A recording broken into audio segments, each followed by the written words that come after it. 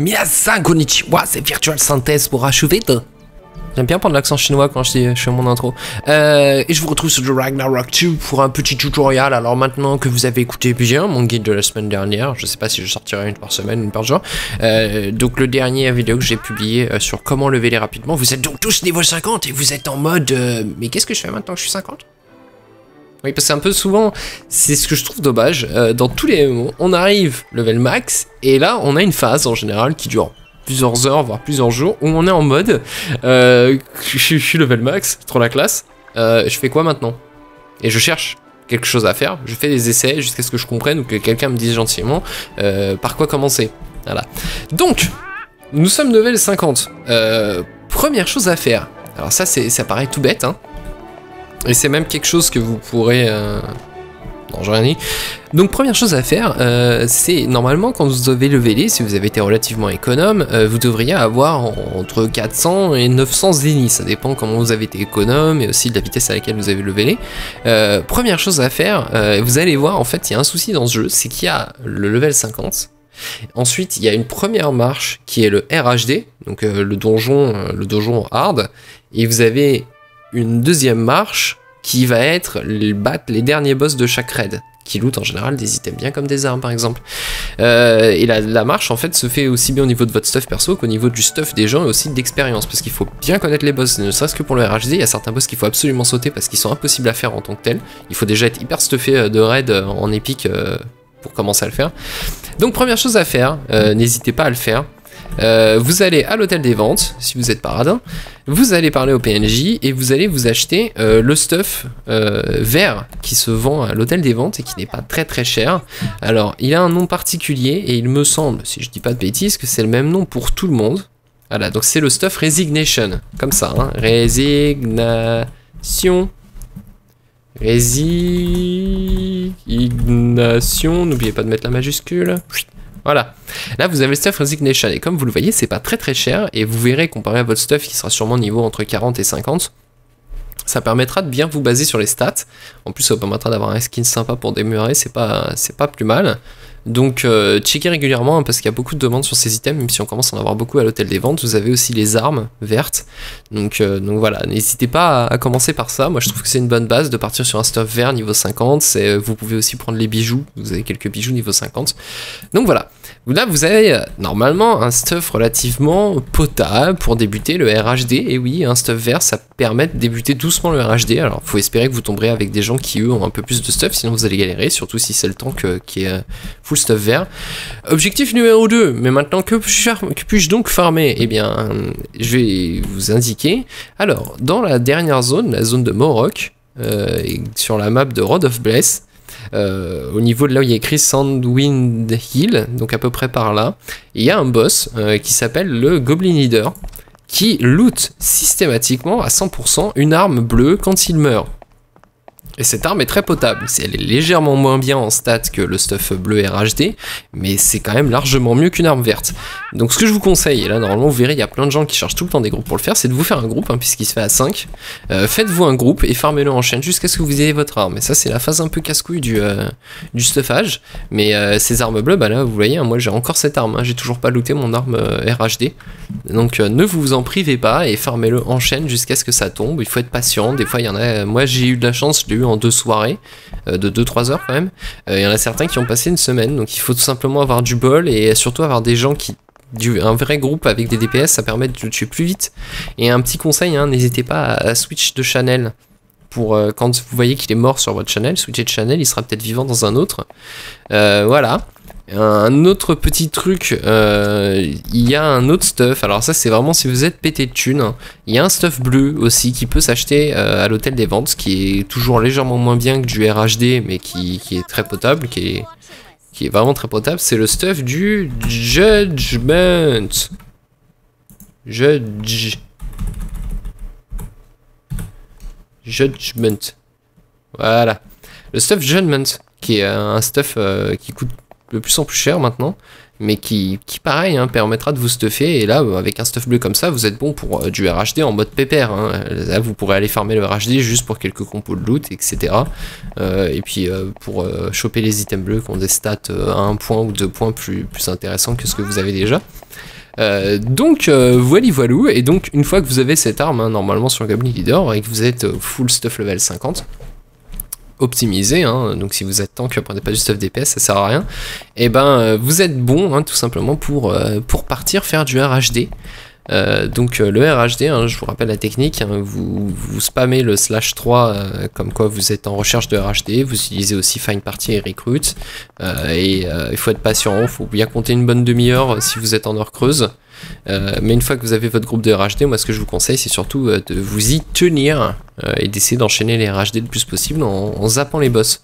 L'objectif c'est vraiment d'avoir le dernier boss et d'avoir le coffre de récompense du RHD que vous gagnez en terminant un RHD à chaque fois, qui vous permet tout simplement d'avoir une chance de choper un épique, ce qui est pas mal du tout.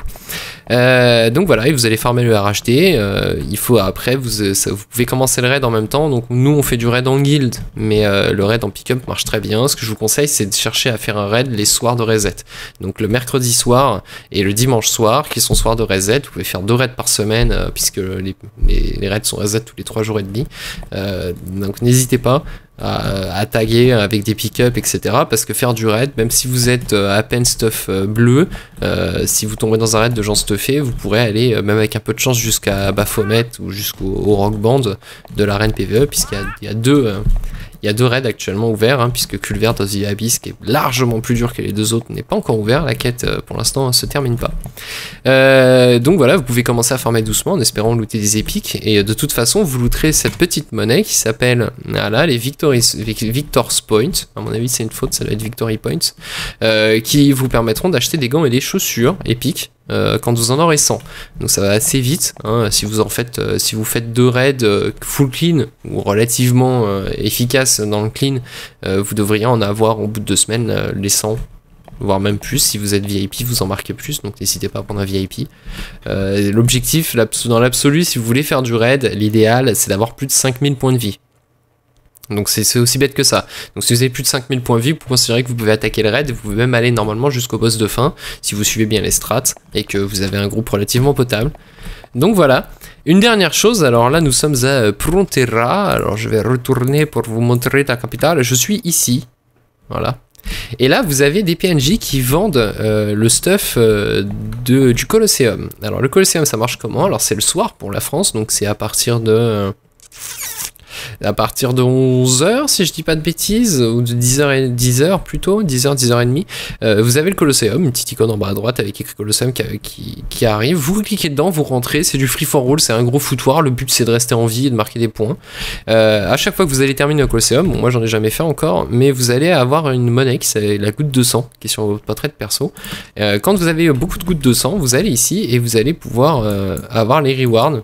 Donc là, le Monk, le Ranger, donc là vous voyez, il porte le stuff que vous pourrez avoir, hein, qui correspond au stuff épique, où est le sorcier Wizard. Super. Donc vous allez voir le PNJ et vous lui échangerez ses points contre des armes. Et comme vous le voyez, hein, elles sont complètement pétées. Voilà, donc elles sont très correctes. Mais par contre elles ont un skin très moche, mais ça c'est pas trop gênant. Et donc vous voyez, hein, par rapport à stuff bleu, 47 d'intel, c'est plutôt monstrueux. Bon, il en faut 474 000, donc vous les aurez pas demain. Le conseil de la part des... comment ça s'appelle?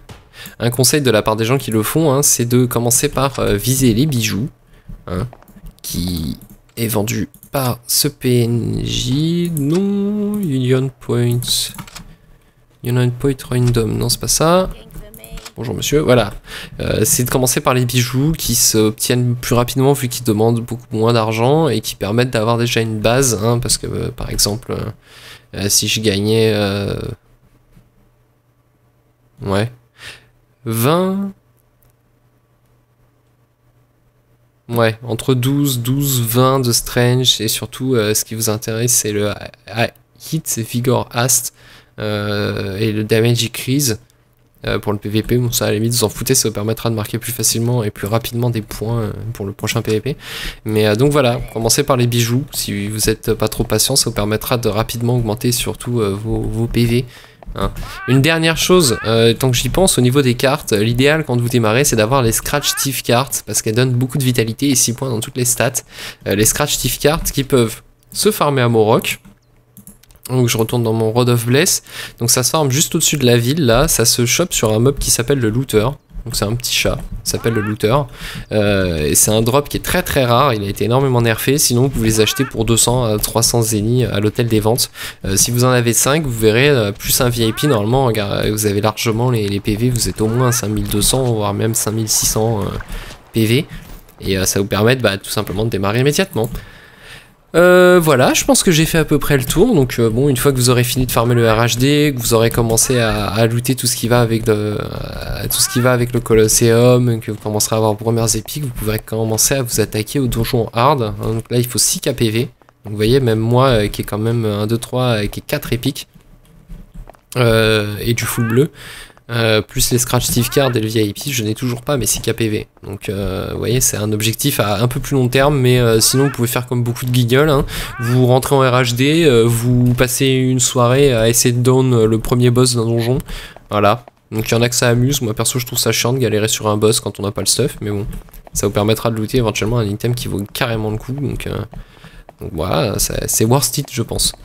Voilà, et sinon si vous êtes encore très très riche, vous pouvez aussi checker, alors je vous conseille de passer sur le canal 1, pas dans Pontera mais dans Alberta, vous verrez il y a plein de gens qui vendent, et surtout des gens qui vous proposent de faire des crafts épiques. Donc là pareil, hein, mettez les compos de côté quand vous finissez un RHD, chaque boss vous donne une compo épique qui permet de faire ce craft là. Et donc vous pourrez vous crafter des épiques, enfin, par exemple là mes deux crafts sont des... Enfin ces deux items là épiques sont des crafts. Voilà. Qui explique pourquoi la couleur est toute caca. Voilà, et ben c'est tout ce que j'ai à vous dire pour aujourd'hui. Je vous invite à vous abonner à la chaîne, à partager la vidéo sur Facebook, à laisser des commentaires, à mettre des pouces verts. Et puis je vous dis à très bientôt, j'espère pour quelques petites vidéos en donjon ou en raid. C'est prévu. Mais j'attends qu'on roule littéralement sur les raids pour que vous puissiez bien voir et comprendre la strat qu'il faut appliquer. Et puis je vous dis à très très bientôt, salut!